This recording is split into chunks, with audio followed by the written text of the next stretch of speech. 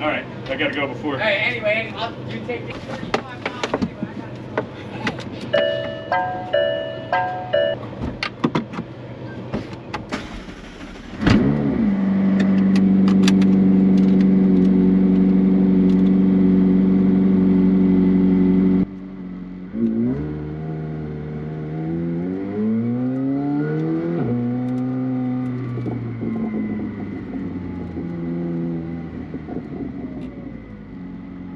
The McLaren 765 LT is better than the 720 in every possible way.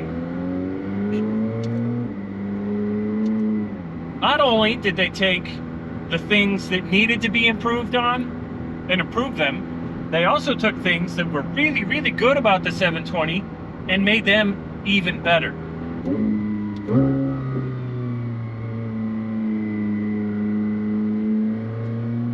Some of those things are like the traction control, the styling, the suspension, the transmission, the downforce, all of that was really, really good on the 720, and they made it even better on the 765. They also improved the things that maybe weren't the best on the 720 or were flaws in the design.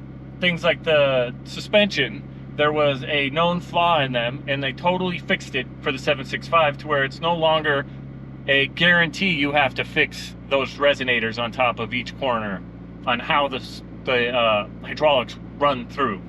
They improved the downforce, which makes it stick to the road better. They made it even lighter.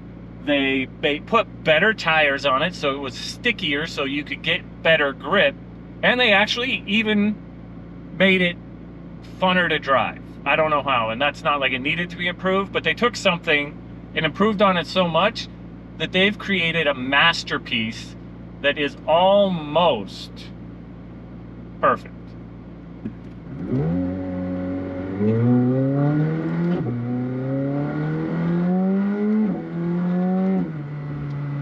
To the point that they improved styling, which the 720 is a beautiful car. It is absolutely one of my favorite cars visually, but it just wasn't quite aggressive enough in my opinion. And the 765 has solved that problem 100%. With the extra aero they've added and the little bit of like vents for downforce.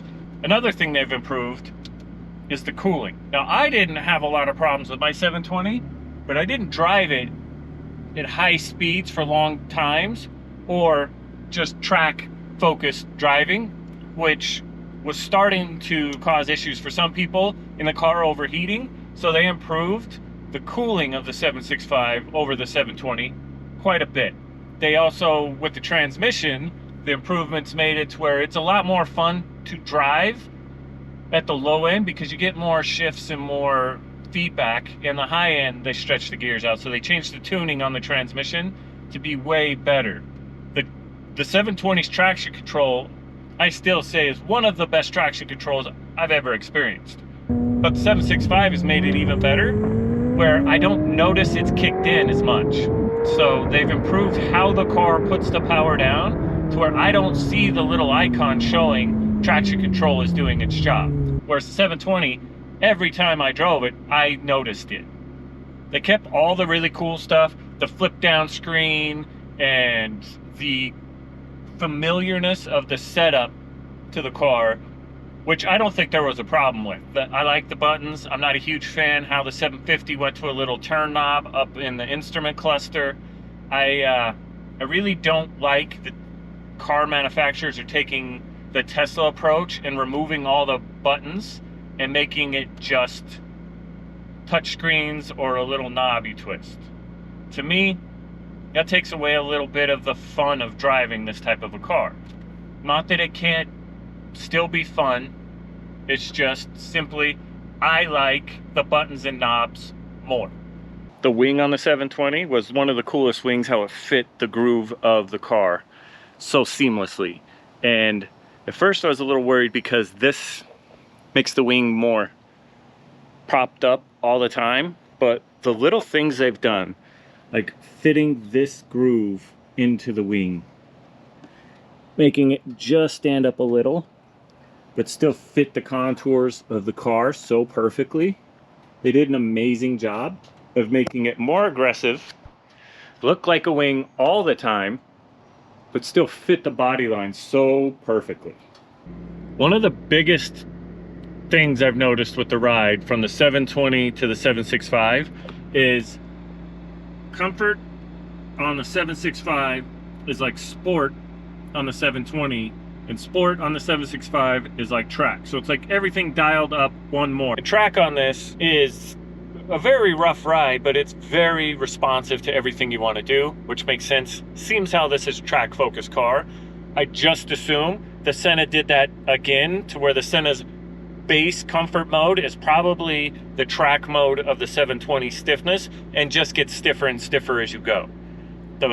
The Senna does have that same suspension problem that the 720 has, but you're unable to use the fix they have for the 765 because they're bigger and there's no room in the Senna. So you have to just keep fixing the Senna, whereas the 765, they fixed it and it's amazing.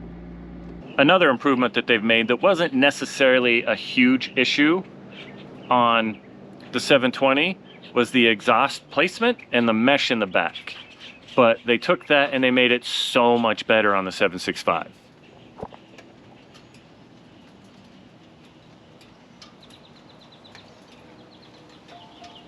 Like, they've improved on it so much that it's created a real problem for me. There is nothing in its class that I would rather have than this. And for somebody who likes to get new cars, it's not that I'm tired of it in any way, shape, or form. It was just simply like looking at what other options there are up to this price range, and there's absolutely nothing that interests me more than this car that is under $1 million. And to be perfectly honest, over $1 million. The only thing I'd be willing to get rid of this for at this current time, from what I can tell, is a Senna. And the Sennas I like are usually 1.2 to 1.5, depending on the spec and stuff. I mean, what is there really? There's the new GT3 RS, which to me does absolutely, it looks cool, but it lacks this presence.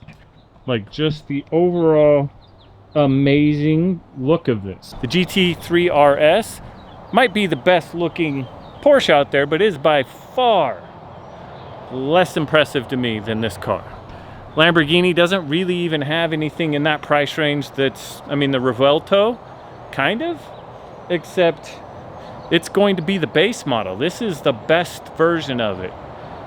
And those aren't even really out yet. You can't even really get a spec yet. So I guess the SVJ could be competition with it. Well, I will give you that they sound better. This doesn't sound bad. It just doesn't sound as good as a naturally aspirated V12. And I'm not trying to say it should. It's a twin turbo V8.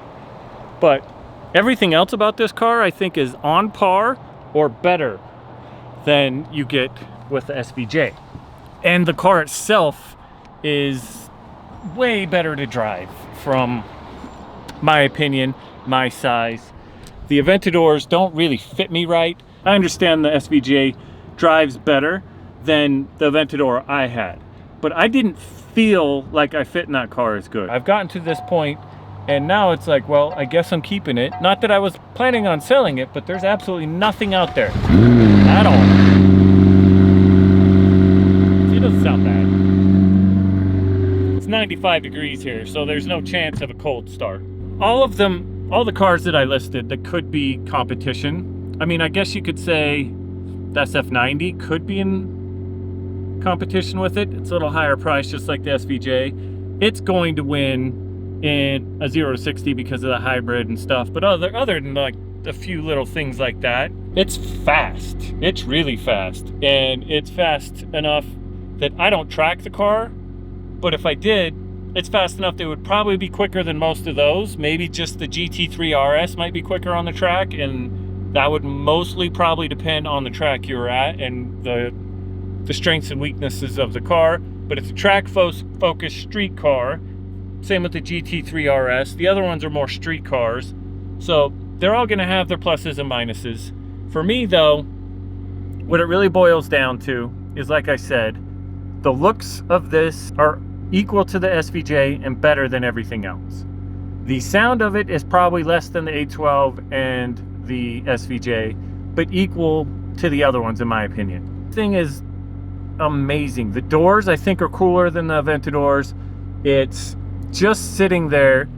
In my experience, you get so much more reactions from a McLaren than when I had an Aventador. Now, I did not have an SVJ, but I have seen a bunch of SVJs and I don't see much of a difference in reactions to the SVJs as Aventadors. Unless it's somebody who really knows what they're looking at and there's something special going on. They kind of get this, Lamborghinis get a similar reaction, whereas McLarens do too. The people know this shape as the 720 shape, and this one's like a little better.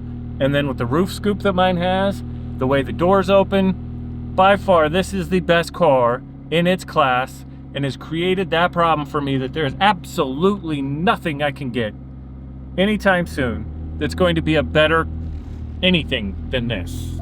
So let's say I decided to get the SVJ, because really that's the only other one that I'd even consider. I'd spend a couple $100,000 more, and the only thing I'd be getting better would be the sound, and I'd be losing comfortability for me, and I think I would be downgrading in look. But definitely let me know in the comments, which car out of the list I listed do you think looks the best, sounds the best, and which one would you like to have? Because like I said, for me, this was the one I wanted. And then I just looked to see what the other ones are, and they don't excite me nearly as much as this one, to where now I'm stuck and I cannot get anything else until I'm able to buy a Senna. Now there could be something I'm not thinking of, so feel free to let me know if there's a brand of or a car that I didn't think of that is 100% competition and would be worthy of possibly moving to that car versus the 765. And I know, again, it's all going to boil down to personal preference. And for me, it's obviously the McLaren, but I think even if you're not the McLaren guy or you're worried about the reliability and stuff, by the way, I think the reliability issues that people say about McLarens is really overblown. I think as long as you are driving it consistently or having it on a battery tender and just making sure that it's always full power and it's warmed up before you do any aggressive driving, and you just take care of it, there's not really a ton of problems for most of them. Now, I've had 3 of them now, and I haven't had any major issues. The only issues I ever had were with the 720 and the 600 LT, when I bought both of them, the dealer let the batteries get low, and so they started triggering some lights. We got those reset. I consistently either had them on a battery tender or drove them enough to keep the battery at the top of its charge level, and I never had any issues. The 765 has never had a problem at all since I've owned it. I've driven it consistently. Every day I park it, except right now because I'm making this video. I plug it in every night, so there's never a chance it is not full on its battery levels, so that I can never have to worry about those nagging little electrical issues that most people have with McLarens. I know for me, I've been just enjoying it. I haven't filmed a lot of it, so if there's anything you are curious about, let me know in the comments, and I will definitely, even if it's short, I'll just make a quick video about it, because I love sharing these cars, and sometimes I have the problem of forgetting to share them because I'm so busy enjoying them, which is a really big thing you need to learn to do in life, is being present and enjoy the moment you're in. Sometimes that's very difficult because we're brought up thinking, plan for the future, plan for retirement, like always future thinking. And that's really important too, don't get me wrong. But don't plan so much for the future, you forget to live in today, because you never know when your time's up. At any moment something could happen. So make sure you're also enjoying today, but not sacrificing the future while you do it. So that's kind of the philosophy I've been taking with this, is just going out, driving it, enjoying it, but I kind of forgot to film a lot of it. So I will improve on that. So let me know anything you want to see. I'll film it and show and share the awesome car that this is. But that's all I got on this one. I'll see you on the next one.